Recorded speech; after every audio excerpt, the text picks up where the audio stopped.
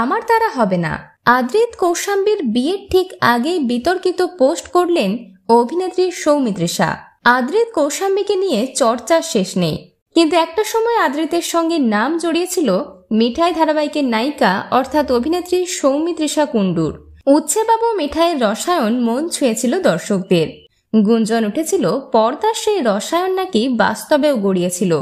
তবে পরে অবশ্য আদ্রিত এবং সৌমিত্রিষার মধ্যে মনোমালিন্যের সৃষ্টি হয়, যদিও সেই বিষয়ে তারা কখনোই প্রকাশ্যে কোনো মন্তব্য করেননি।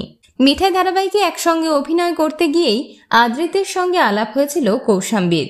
সেখান থেকেই বন্ধুত্ব, তারপর প্রেম, অবশেষে শুরু করতে চলেছেন জীবনের নতুন অধ্যায়। সূত্রের খবর অনুযায়ী 9 মে ছাতনাতলায় যাবেন আদ্রিত এবং কৌশাম্বী।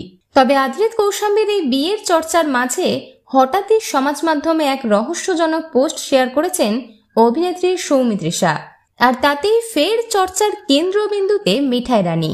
সেই পোস্টে লেখা রয়েছে, মনে কলুষতা রেখে মুখে মিষ্টি কথা বলা আমার দ্বারা হবে না। অনেকেই মনে করছেন মিঠাই ধারাবাহিকের কিছু সহকর্মীকে ইঙ্গিত করে নাকি এই পোস্ট করেছেন সৌমিত্রিষা।